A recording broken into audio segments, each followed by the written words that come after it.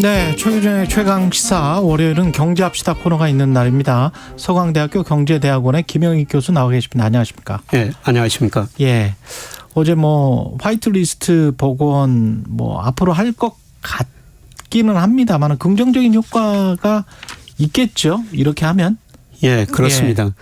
우리가 아직도 핵심 소재는 일본 다른 나라에서 수입해야 하는 상황이기 때문에요. 예. 효과는 기업들한테 있을 것 같습니다. 예. 예, 그런데 우리 근본적으로 무역 구조를 좀 바꿔야 될 것 같습니다. 무역 구조? 예. 예, 우리나라 무역 구조를 보면은 중국, 미국, 아세안에서 흑자를 내고요. 예.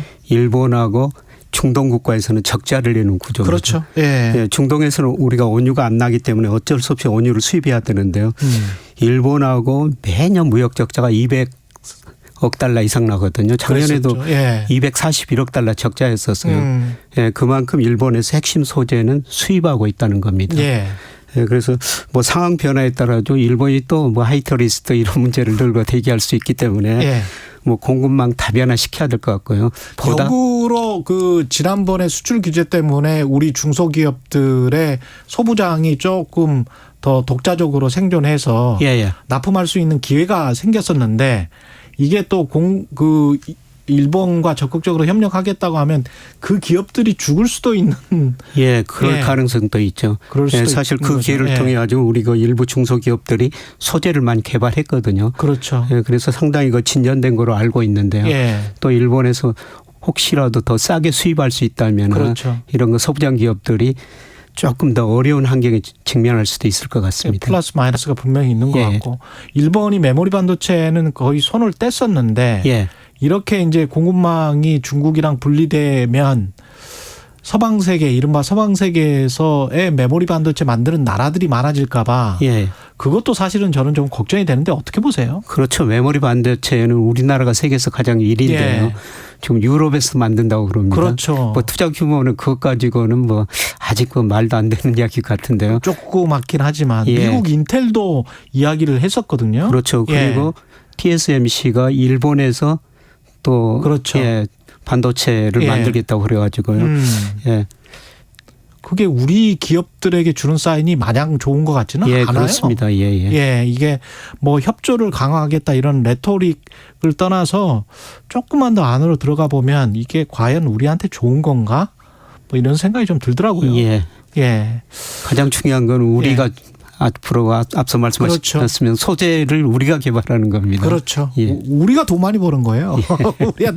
우리한테 제일 좋은 거는 윤석열 정부 취임 1주년인데 어떻게 일단 평가를 하십니까? 오늘 전반적으로 경제 평가를 일단 해보겠습니다. 경제 정책 평가 100점 만점에 몇 점일까요? 아까 박영선 전 장관이 점수 못 주시겠다 이렇게 이야기를 하시던데 저는 한 48점 정도. 48점? 예. 네. 제가 그렇게 보는 거는 한국은행에서 소비자 심리지수, 기업경기 실사지수, 이거 소비자하고 기업들이 경기를 판단하거든요. 그렇죠. 그런데 이게 많이 낮아졌습니다. 예를 들어서 소비자 심리지수가 작년 4월에 104.1이었었는데요. 네. 올 4월 보니까 95.1. 예. 기업경기 실사지수 86에서 72로 떨어졌고요. 예. 근데 이번에 기업경기 실사지수 보니까 보통 대기업이나 수출기업이 중소기업이나 내수기업보다 더 좋다고 대답하는데. 항상 그랬었죠.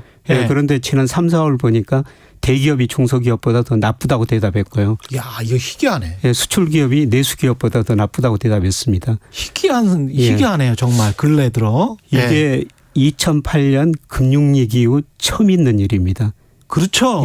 예. 정말 못 봤던 수치인 것 같습니다. 그러니까 수출 대기업이 내수 서비스 기업보다 더 나쁘다라고 이야기한 적이 거의 없었던 것 같은데. 예. 그래서 소비심리 기업경기 실사지수를 한국은행에서 합쳐가지고 경제심리지수라는 걸 만들거든요. 소비자 심리하고 그다음에 기업경기 실사지수를 합친 건데요. 이게 작년 4월에 105.8이었는데 올 4월에 93.8로 많이 떨어졌어요. 그러네요. 이거로 평가해 보면은 제가 객관적인 기준이 아닐 수가 있으면 늘 주관적일 수밖에 없는데요. 그래도 수치가 딱 나오니까. 이런 걸 평가하면 48점 정도. 이 48점. 정도. 사실 고통지수로 평가를 해도 좋은 점수를 받기가 힘들어요. 인플레이션 플러스 실업률이기 때문에 실업률은 거의 비슷하게 갔다고 하더라도 인플레이션에 워낙 1년 동안 높았기 때문에. 예, 그렇습니다. 예.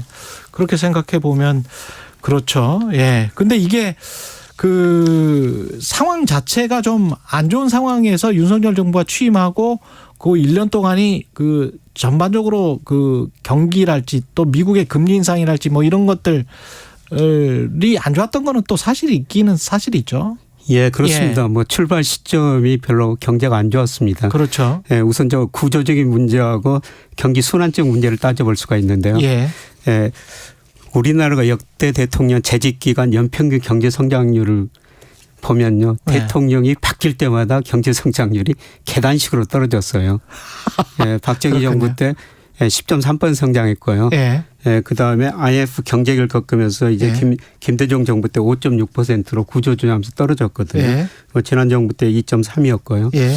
뭐 윤석열 정부 2.0 잠재 성장률 그 정도 추정이 됩니다. 예. 예, 그만큼 잠재 성장을 결정하는 노동 자원 생산층에서요. 예. 모든 것이 특히 노동이 감소하기 때문입니다. 인구. 예, 예. 인구가 감소하기 때문에 잠재 성장이 하락할 수밖에 없고요. 그다음에 사이즈 규모가 워낙 커졌기 때문에. 그렇죠. 그렇죠. 예, 경제 규모가 커지면 성장률이 낮아질 수밖에 없는데요. 그건 당연한 거죠. 예, 그렇더라도 너무 빨리 낮아지고 있다는 너무 빨리 거죠. 낮아졌다. 뭐 제가 세계 여러 나라 이렇게 비교해 보면 대통령이 바뀔 때마다 경제 성장이 계단식으로 떨어지는 나라는 우리나라밖에 참 제가 아직 공교롭게도. 예, 그렇습니다.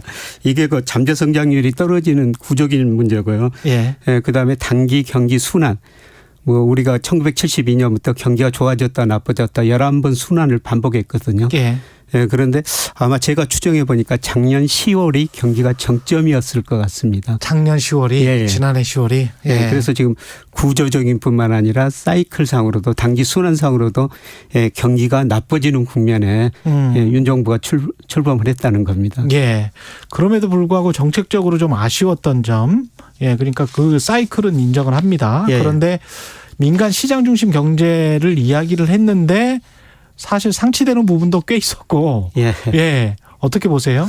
뭐 이번 정부 철학이 그거죠. 예. 자유를 통해 가지고 혁신하고 도약해 가지고 나누자. 민간이 끌고 정부는 민다. 예, 뭐 이렇게 그렇습니다. 주장을 했습니다마는 예. 사실 관치금융 논란이랄지 통신사를 뭐 여러 가지가 예, 그렇습니다. 여러 가지가 사실은 정부가 그냥 거의 압박하는 수준의 모습도 많이 보여줬었거든요. 예, 그렇습니다. 예. 그래서 누구를 위한 자유냐. 예. 윤 대통령 연설 때 보면 자유란 단어가 정말 많이 나오지 않습니까? 그렇죠. 그래서 과연 누구를 위한 자유냐. 그 연설 내용을 분석해 보면은 예. 뭐 경제, 시장 이쪽에 그 기업 자유를 강조하지만은 예. 최 기자님 말씀하신 것처럼 때로는 그 KT 같은 그렇죠. 사태에서 발생했던 그렇죠. 문제처럼 예. 예, 개입을 좀 했었고요. 예. 예, 그다음에 가장 아쉬운 점은 저는 과연 우리 정부가 예. 예, 재정 긴축 정도 뭐 그 정도는 해야 되느냐. 아. 예, 예, 너무 긴축 위주로 간 거 아니야? 이렇게 힘든 시기에. 예, 그렇습니다. 민생이나 이런 것들을 위해서라도 어떤 일을 좀 더 벌렸어야 되는 것 아니냐 그런 말씀이신가요? 예. 예. 지금 우리나라가 국가 부채를 보면요. 예. OECD 국가 작년 국제 결정에서 나왔습니다만 G20 국가가 평균 86%인데 우리나라는 44% 작년 3분기 기준입니다. 정부 부채 지금 말씀하고 계십니다. 예. 그런데 기업 부채는 119%, G20 국가 평균이 93%, 그다음에 가계 부채는 우리나라가 GDP 대 105%, G19가 60%밖에 안 돼요. 우리 이거 전세자금 빼고 말하는 거예요, 지금. 예, 전세자금 빼고 말하는 예. 겁니다. 그래서 우리가 세계에서 가계 부채가 제일 높은 나라 중에 한 나라고요. 그럼요. 예. 기업 부채도 높은 나라 중에 한 나라라는 겁니다. 전세자금까지 합하면 GDP에 거의 200%에 육박합니다. 예, 그렇습니다. 예, 그러면 가계 부채, 기업 부채가 많다는 거는 가계가 소비할 수 없고 기업이 과거처럼 투자를 많이 할 수가 없다는 그렇죠. 것이죠. 예. 그러면 3주체 중에서 남은 거는 정부밖에 없는 거 아니에요? 그렇죠. 그래서 물론 재정을 정말 적극적으로 잘 활용하고 생산성이 높은 걸 써야 하기는 하겠습니다만 이런 경제 구조를 보면은 저는 정부가 쓸 수밖에 없는 구조다. 지금 현재 이 시기를 봤을 때는. 이 시기를 봐서는요. 근데 너무 그 긴축 재정이라는 건전 재정이라는 거기에 이념적으로 좀 집착하고 있는 건 아닌가? 예, 그래서 지난 정부가 뭐 지출을 너무 많이 늘렸다. 예. 예, 그래서 정부 부채가 너무 많이 늘었다. 그렇죠. 이런 거 지난 정부하고 뭐 차별화를 강조하는데요. 예. 근데 경제 구조적으로 보면은 누구가 부실하면은 누구가 상대적으로 건전한 쪽에서 돈을 써야 되거든요. 그렇죠. 예. 예. 이런 의미에서 정부가 돈을 잘 써야 되기는 써야 되겠습니다만은 예. 뭐 올해 우리 1분기 지금 경제 성장이 0.3% 나왔습니다만은 뭐 작년 4분기 마이너스 성장에서 약간 플러스 성장으로 돌아선 거거든요. 이대로 예. 나가면요. 올해 그 정부가 목표하는 경제 성장률 1.6%입니다만은 뭐 제가 보기에는 1% 달성도 쉽지 않을 것 같습니다. 1% 달성도 쉽지 예, 않다. 그만큼 가계부채가 많으니까 가계 소비를 할 수 없고 우리 기업들이 가지고 있는 현금성 자산이요. 지난해 말 현재 936조 원이나 돼요.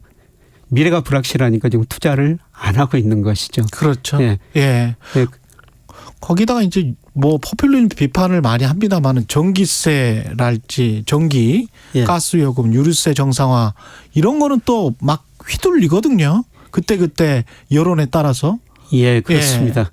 뭐 어느 정도 경제 논리를 반영하고 비용을 뭐 분석을 해가지고 요금을 어느 정도 적당히 인상한 건 적당한 것 같습니다만은 뭐 이게 정치 논리에 뭐 경제 논리가 뭐 그렇죠. 정치 논리가 우선해서는 안 되겠죠. 그렇죠. 예. 그러면서 또 반면에 건설사들의 기본 건축비랄지 이런 것들은 또 원자재 가격이 올라가서 또 분양가는 또 계속 올려주고 예. 그거 말할 때는 또 자유시장 경제예요. 예. 하지만 이제 세입자들이 아주 그 힘들게 되는 상황에서 전세 사기 사건 같은 것들이 나타나면 또 자유시장 경제 원칙에서 결코 물러설 수 없는 어떤 저지선이 있고 뭐 그러면 도대체 그 기준점이 어떨 때는 굉장히 넓고 어떨 때는 굉장히 좁기 때문에 예. 사람마다 다른가 뭐 이런 생각도 좀 들더라고요. 예. 그래서 세계적으로 이번 코로나를 예. 거치면서 사실 정부의 힘이 굉장히 강해지는 국면으로 전환이 됐거든요. 그렇죠. 예, 미국 그 바이든 정부 정책 방향 또 한마디로 요약하면은 중산층 회복을 통한 안정 성장이에요. 아 그렇게 딱 예. 그 계층이 딱 주어져 있군요. 그렇죠. 그러기 위해서는 중산층 회복을 통한 안정 성장. 예. 돈을 더 정부가 써야 되지 그렇죠. 않습니까? 예. 그러기 위해서는 법인세를 올리고 그다음에 부자들한테 트럼프가 내려는 세금을 다 올리고 여기서 돈을 좀 모아가지고 중산층에다 좀 쓰겠다는 것이죠. 그래야 경제도 그 전체 국가 경제도 윈윈할 수 있다. 예, 그렇습니다. 그 대신에 그거를 자꾸 이제 바이든 행정부가 이야기하는 거는 법인세랄지 아주 슈퍼 리치한테는 조금 더 예. 많이 걷겠다. 그렇습니다. 세금을. 예. 그 앞으로 저 전망 잠깐만 했으면 좋겠는데 앞으로는 어떨 것 같습니까? 예, 우리 경제가 뭐 최악의 상황은 벗어난 조짐은 나타나고 있는데요. 예. 우리가 잠재 성장이 지금 2%, 1% 후반으로 진입하고 구조적으로 저성장 진입했고요. 예. 올해는 그 1% 뭐 약간 뭐 안팎 성장할 것 같습니다. 올해는. 예. 그리고 뭐 예. 금리는 좀 경제가 나쁘니까 떨어지고요. 물가상승률은 낮아지고 있습니다. 예. 그러면은 그게 꼭 좋은 건 아니네요. 수요가 떨어져서 이제 금리도 떨어지고. 예, 그렇습니다. 예. 물가 상승률도 떨어지고. 예. 그래서 작년에 한마디로는 상고였었죠. 고물가, 고금리, 고환율이었었는데요. 예. 올해는 상고보다는 경기 침체라는 단어가 더 많이 나오거든요. 그렇죠. 경기 예. 침체가 더 중요하고 예. 그래서 정부 역할이 더 중요하다는 겁니다. 알겠습니다. 여기까지 듣겠습니다. 경제합시다. 서강대학교 경제대학원의 김영희 교수였습니다. 고맙습니다. 고맙습니다. KBS 1라디오 최경영의 최강시사 듣고 계신 지금 시각 8시 44분입니다. 이 시각 교통정보입니다. 평택 제천고속도로 평택 방향으로 평택 고덕나들